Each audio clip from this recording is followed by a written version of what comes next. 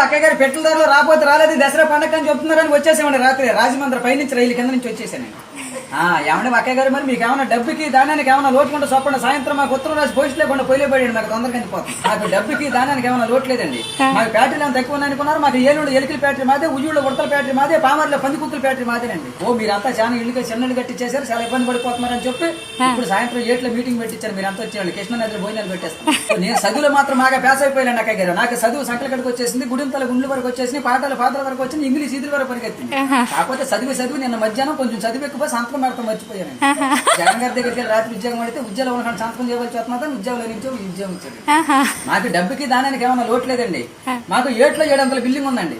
దాంట్లో ఏమేసి కట్టించానంటారు బిల్డింగ్ కి పింక్ అయితే పేలిపోతే, నాపర నలిగిపోతే, సిమెంట్ చితికిపోతే, తాటకైతే గలగలంటుందని మా ఆబద్దాలు ఆపించారు. కొత్త కలప తయారు చేశారండి. ఏం కలపంటారు అది జిల్లేడు కలప, బొబ్బాసి కలప, 9 దోలాలు, ఒరిగే దోసాలు, సీపుల కిటికీలు, పోడిపి గచ్చు, తామరా కప్పు, ఇంటి ముందర రొచ్చు.